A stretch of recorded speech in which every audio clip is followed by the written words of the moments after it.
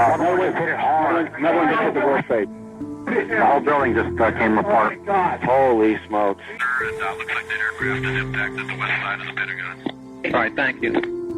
United 9-3, have you got information on that yet? Yeah, he's down. He's down? Yes. When did he land? Because we have confirmation. He did not land. Oh, he's down? Yeah, Down? somewhere up northeast of Camp David.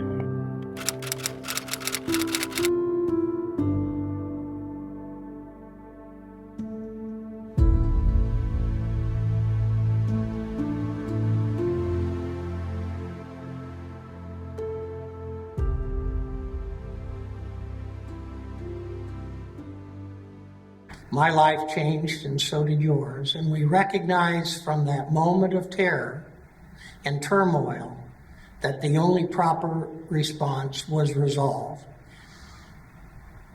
I actually had a business appointment with the local president of George Washington University, and when I walked into his office, he was watching a little black and white TV, and he said, "John, my daughter's in the World Trade Center." And the World Trade Center was just hit. Get back! You with me, John? They just think there's going to be another. I went to my office and I talked to my office mates and I said, something has happened at the World Trade Center and I'm not sure that's the end of it.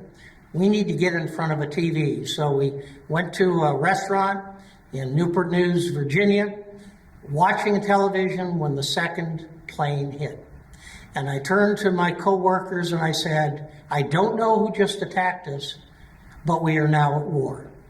It's just a question of against whom. But those citizens will read aloud the names of all those who died in the September 11th attacks.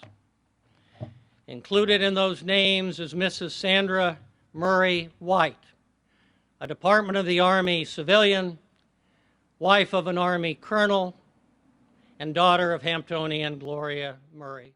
One of the most important things is to remember the courageous things that took place that day that we didn't observe, but we have learned about after the fact. There are so many people that had the opportunity to call home, to say goodbye, to say I love you one more time. The gift that the people that endured this have given to the nation as a whole should be something that we always remember to show us how do we respond to these type of things. How do we respond? We respond with reverence, remembrance, and hope. Hope that those that are left behind survive what took place, and they remember the best in the person that they've lost.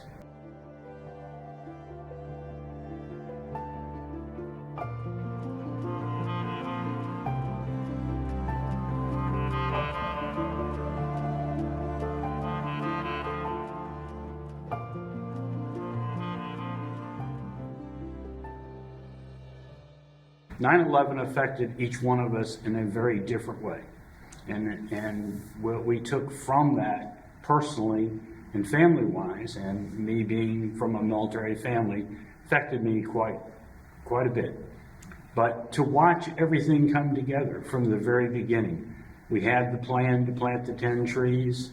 I worked with the city of Hampton at that time. I was in the Hampton Parks and Recreation Department, and to plant those 10 trees, and we added the military tree, and to watch everybody come to Hampton, even though 3 major parts of our country were hit, in a 90-day period, to bring significant people from the Pentagon, from New York City, and from Somerset, Pennsylvania, to Hampton, Virginia, for the planting of the trees, and watching our neighborhoods come together meant a lot to me.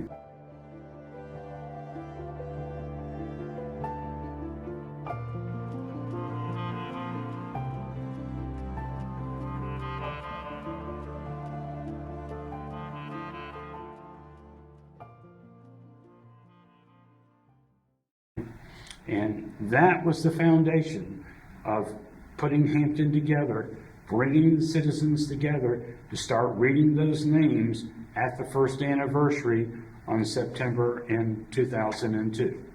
And when you just work the logistics part, you're kind of in the background.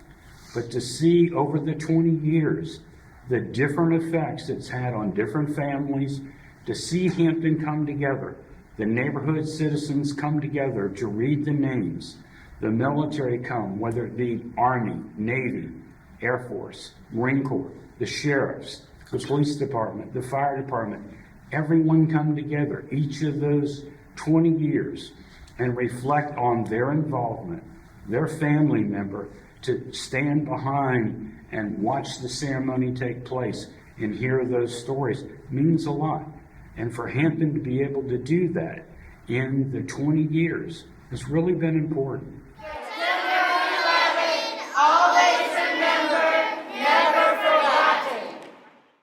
The whole purpose behind what we have done is to bring people hope regardless. I want to thank all of those young people who have contributed in the artwork that have been used to travel the city, to our firefighters, to Afghanistan and Iraq, that hopefully we'll be able to display on September the 11th and throughout the year. The ancient Greeks had a saying, "A man is not dead until he's forgotten." I hope our story has helped you to put a face on all of those who made the ultimate sacrifice. For our family, time helps us to navigate. Our thoughts of our son are always with us. He's always just a memory away. For you to take the time on this day to recognize the ultimate sacrifice given by our military and those who faced a rendezvous with destiny on that late summer day in 2001 is a priceless gift.